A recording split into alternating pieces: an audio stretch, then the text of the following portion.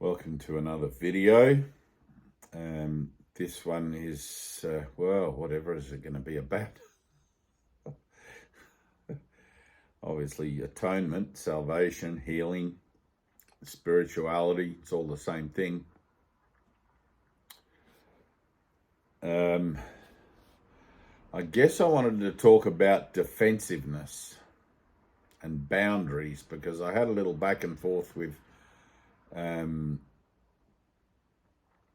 another mind, I shouldn't say another mind, with my mind, keeping it singular, today and yesterday. Pardon me. About it, and this particular association in the dream is presenting, and I get this a lot, like people that are well-meaning and they try to help others, suggesting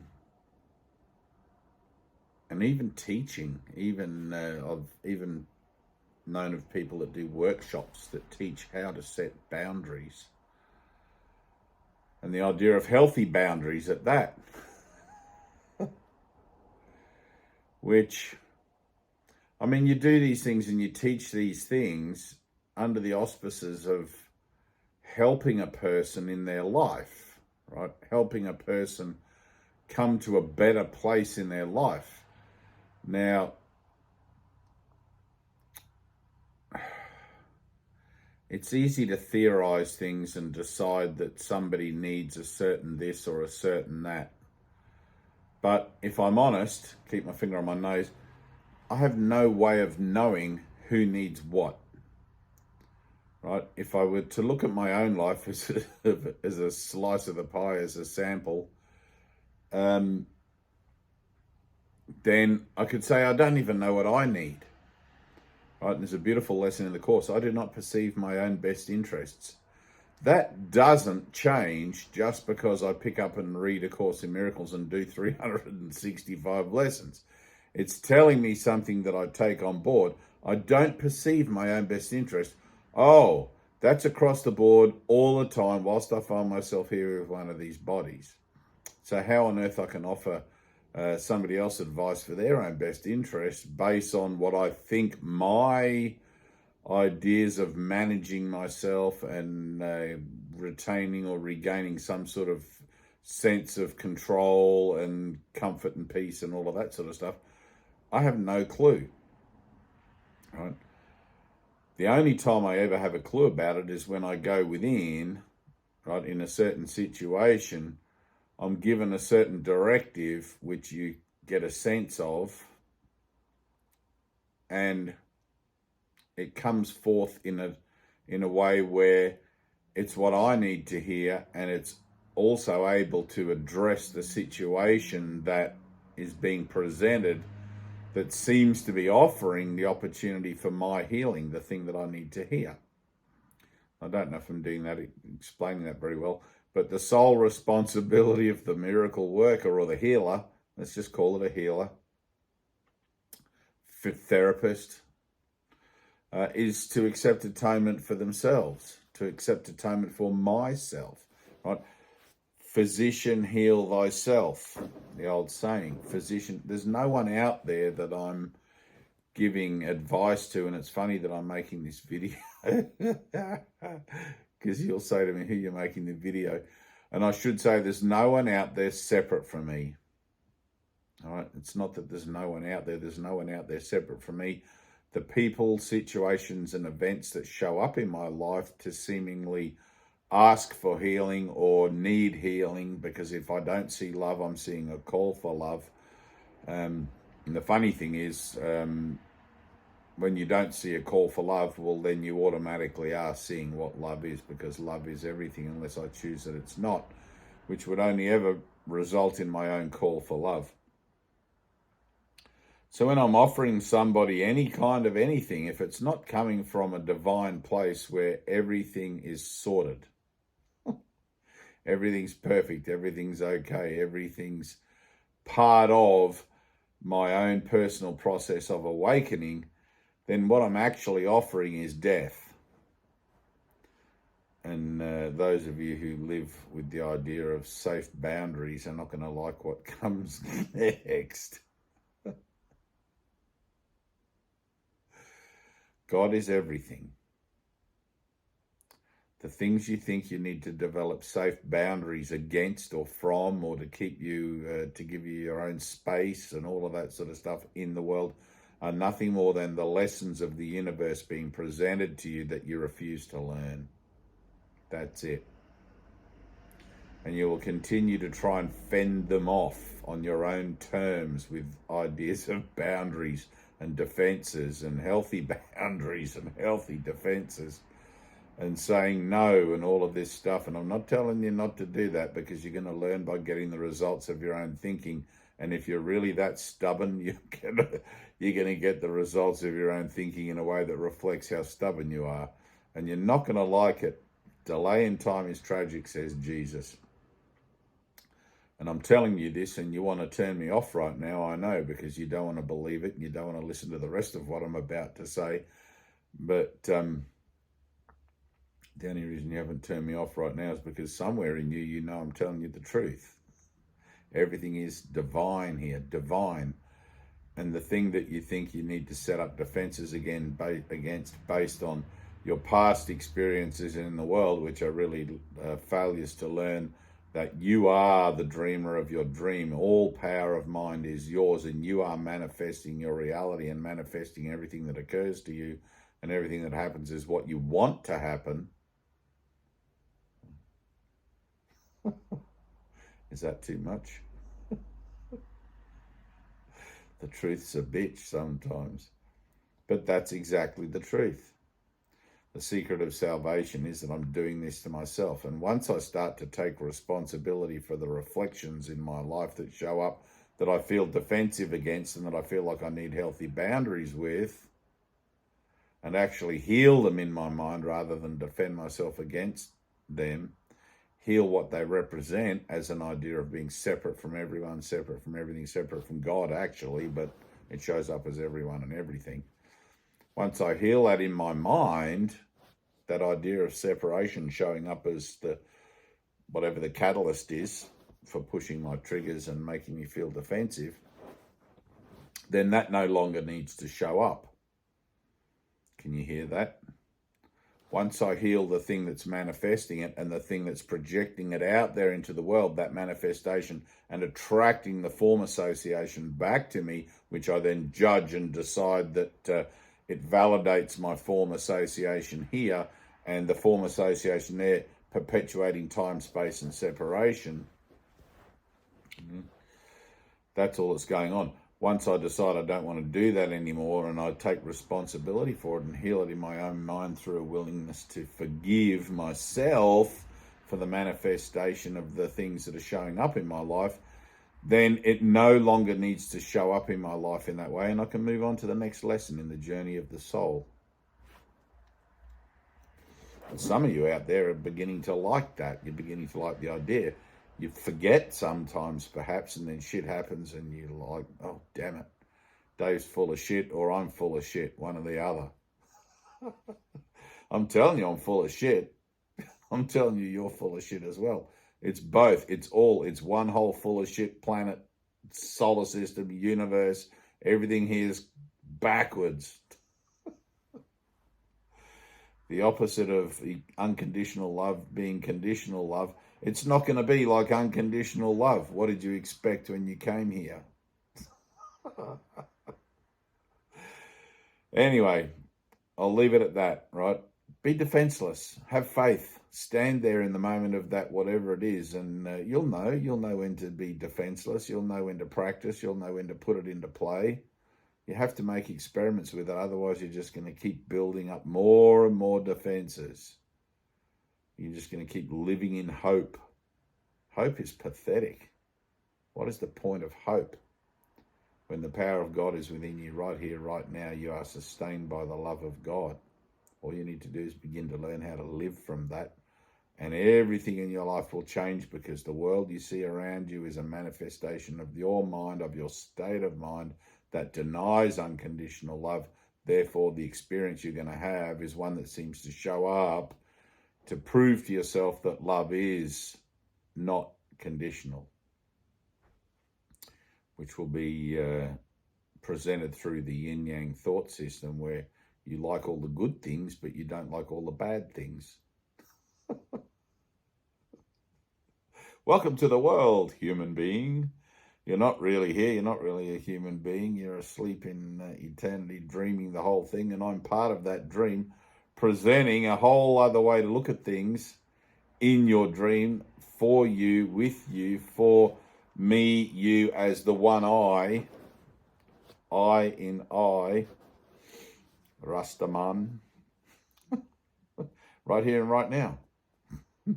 Anyway, this video is one of the Oracle series, probably the last one, I think. It doesn't feel like I've got much juice in me to do more. This will be number 6. As with the other 5, and we're going to keep going with this whole other donation idea for a minute. I'll just drop it in. Tina will put the link down below. We're trying to raise money to get... I did drop the little book, didn't I? There it is. To get some money together so that our brother Andre in Africa can print these little booklets and give out for free to his parishioners. He's a minister in a church over there. Give out for free to his parishioners and anyone else who wants one. Because to print 50 of these costs, what was it, $100 to get 50 done. But to ship them to Africa costs $400. So we're just going to raise the money for Andre to print his own books. He's looking into it now, how much it'll cost.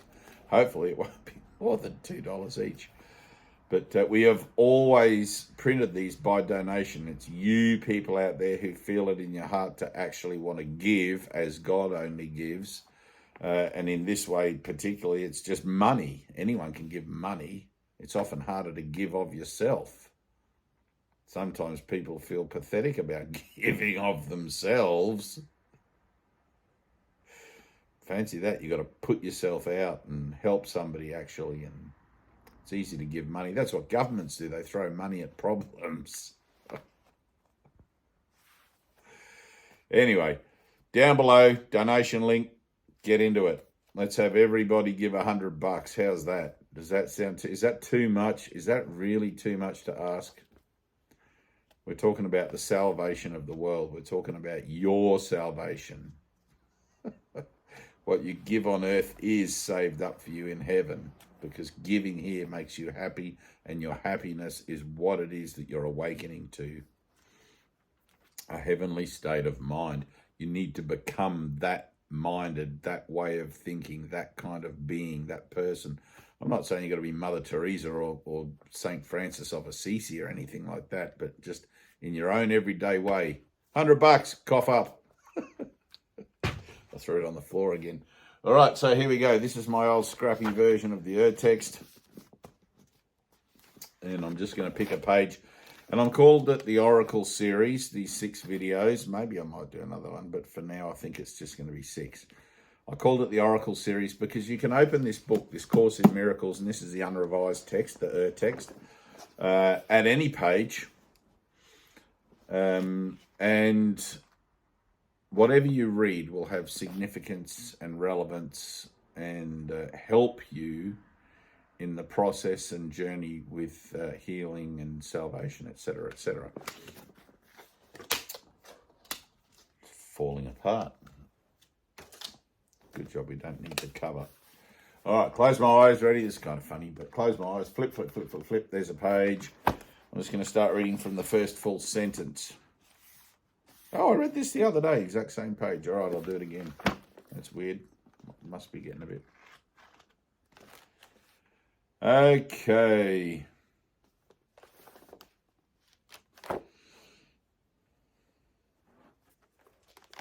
And read the left-hand page. I've read the right-hand page for all the other videos. The first full sentence. Everything which God created is perfect, as are the miracles which you created in his name. They need no healing, nor do you, when you know them. But in this world, your perfection is unwitnessed. God knows it, but you do not. And so you do not share his witness to it, nor do you witness unto him, for reality is witnessed to as one. God waits your witness to his Son and to himself. The miracles you do on earth are lifted up to heaven and to him. They witness to what you do not know, and as they reach the gates of heaven, God will open them. For never would he leave his own beloved Son outside them and beyond himself. I have this perception that all of that, is like God will open them. God has no clue about the world, right? How can God open them unless they are already of God, unless you are already of God and they are already open? When you are, and I don't want to double check this, I'm not break checking Jesus here, but when you ask for something that you already have, right, it's not really asking. When you perform a miracle, when you perform an act of healing, you are not the one who is doing it. You are simply the vessel, the instrument through which it's done, right? And it's actually already occurred, and the receipt, right? The joy and the benefit and the blessing of that miracle is already yours and is presented to God as recognized, right? Not in a way where God has a lack of something and something has to be presented, but in a relationship where the creator and the created share a moment of communication. Oh.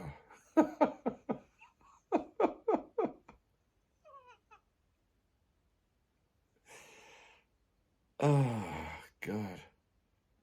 And that moment of communication. It's not really a sharing, it's a recognition. It's a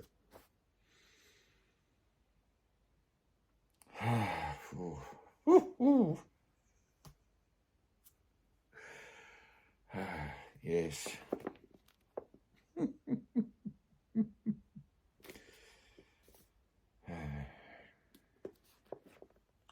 For never would he leave his own beloved Son outside them and beyond himself. Listen to this. Guilt. Guilt remains the only thing that hides the Father. If you think you're not guilty of something, if you want to be spiritual, I'm not guilty, but you don't yet have direct union with God, you don't yet have the memory of God in your heart and mind, then guilt is still within you. This is A Course in Miracles. It's a journey into fear. It's a journey to discover the things that lay within you unrecognized and unacknowledged. It's not a fun journey at all. I don't recommend it to the faint of heart. What is it, Krishnamurti? Enlightenment is for the very, very brave or the very, very stupid. I think it's obvious which one of those two I am. And yet, 26 years in, I'm laughing like a little baby. I'm so happy I did this course. I wouldn't want to go back and do it again for all the tea in China, believe me. If they still, did Chinese even grow tea? I thought it was Indians grow tea. Something in China, whatever it is, all the rice in China.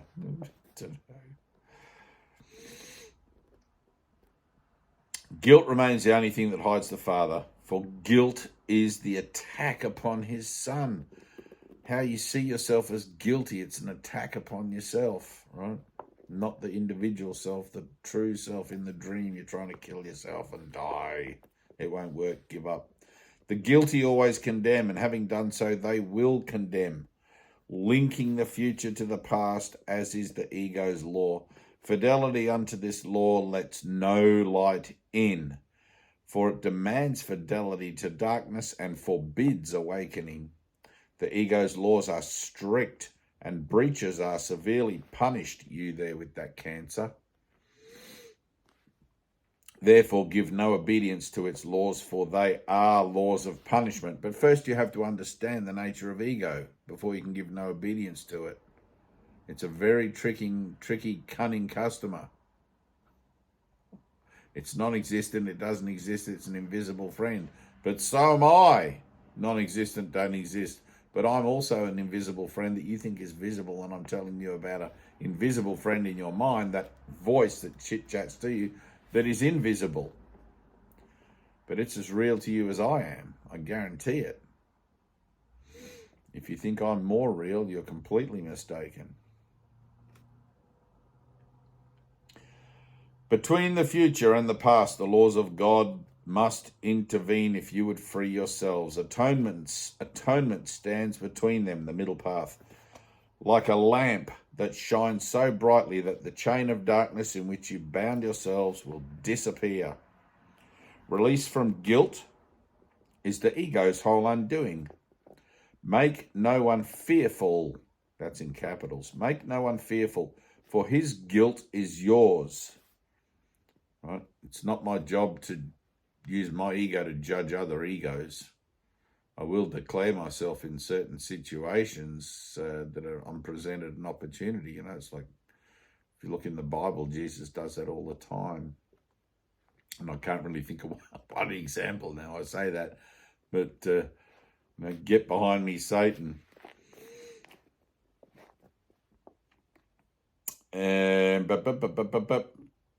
Make no one fearful, for his guilt is yours, and by obeying the ego's harsh commandments, you bring its condemnation of yourself, and you will not escape the punishment it offers to those who obey it. The ego rewards fidelity to it with pain, for faith in it is pain. All life is pain, says the Buddha, and consciousness is the domain of ego. And faith can be rewarded only in terms of the belief in which the faith was placed. Boom. Faith makes the power of belief, and where it is invested determines its reward. I'll read that again. Faith, listen to this. Faith makes the power of belief, and where it is invested determines its reward. For faith is always given what is treasured, and what is treasured is returned to you. You're either serving at the dark altar or the light altar. You're either serving mammon or God, one of the other. You cannot serve two masters. If you try to serve two, you're serving mammon, ego. To serve God, you have to serve God unconditionally. You can't flip-flop. You can't achieve two goals at once. That's pretty basic, isn't it? I like that one. The world can give you only what you gave it, for being nothing but your own projection. I think that's where I started in this video. It has no meaning apart from what you found in it, relevant to boundaries, and placed your faith in. There we are, healthy boundary people. Be faithful unto darkness, and you will not see, because your faith will be rewarded as you gave it. You will accept your treasure, and if you place your faith in the past, the future will be like it. Whate'er you hold as dear, you think is yours. Whatever you hold as dear, you think is yours. It's spelt funny there. The V is missing with a comma, apostrophe. The power of your valuing will make it so. Pardon. All right, this is cool. Atonement, right? At one-ment. I'm at one with all things rather than separate from all things. The things I defend against and put up healthy boundaries against. I'm actually at one with those things. They're actually part of my conscious association of myself in the dream.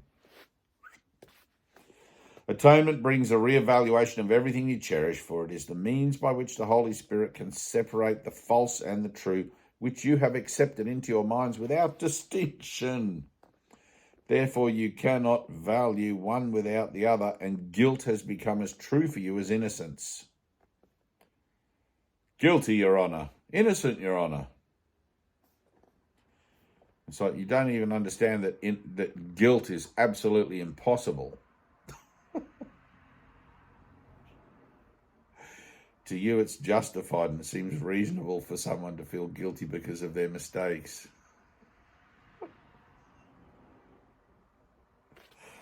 It's funny. You do not believe, not is in capitals, you do not believe the Son of God is guiltless because you see the past and see him not. When you condemn a brother, you are saying, I who was guilty choose to remain so. You have denied his freedom, and by so doing you have denied the witness unto yours. You could as easily have freed him from the past and lifted from his mind the cloud of guilt that binds him to it, and in his freedom would have been your own.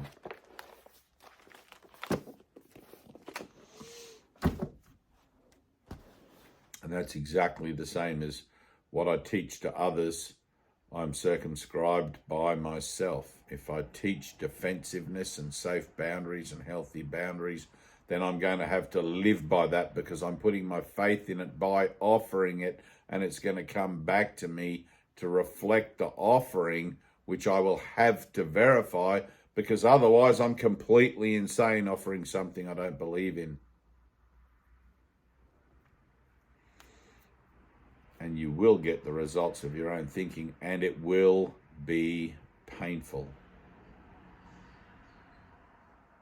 And I don't say that with any laughter in my soul, because I do not wish pain upon anyone, including myself, which is why I always advocate for defenselessness in the face of fear. At some point, your body was going to be dust for food for the worms anyway. What do you have to lose by living in faith? It's the same life with a different outlook. You can't avoid the things that are coming your way. You can only decide how you want to greet them. It's awfully hard for somebody to shout at you and be angry at you when you're just loving them. And that plays out across all the spectrum of the situations you'll find yourselves in all kinds of different ways. I love the movie Gandhi. If you haven't seen Gandhi, I started reading the book once, many, many years ago, the biography of his life, and it was, I don't know that it wasn't well written, but it was too heavy for me to read. But the movie with Ben Kingsley, if you haven't seen it, you have to watch it, and you will understand how defenselessness works. He put it into practice, into application. And what is it? Non-violent, non-cooperation with tyranny. Some of them died, some of them were beaten and whatever, but they just held their ground and made the change. And one man started a revolution that brought about the whole release of everyone in India from British rule. Of course, not everybody understood. I don't want people to think I'm an idiot, because I do know what happened after Gandhi. Hindus and the Muslims clashed and millions of people suffered. Once the British left, the British actually kept the peace there in some regard, but it's like any one man, there's not enough time in a person's life to be able to re-educate a whole people that have grown up thinking a certain way and believing a certain thing. The change will come organically through the generations, but it needs you to do it. It needs you to take on board what I'm saying and try. Just get up and try and put it into practice in your life. Whether you speak any words to anyone ever or not, like I do, it does not matter. Try to live your life in faith. Take that step. Faith is its own reward, and if you take one step, another is bound to follow. I love you. Thank you. Peace.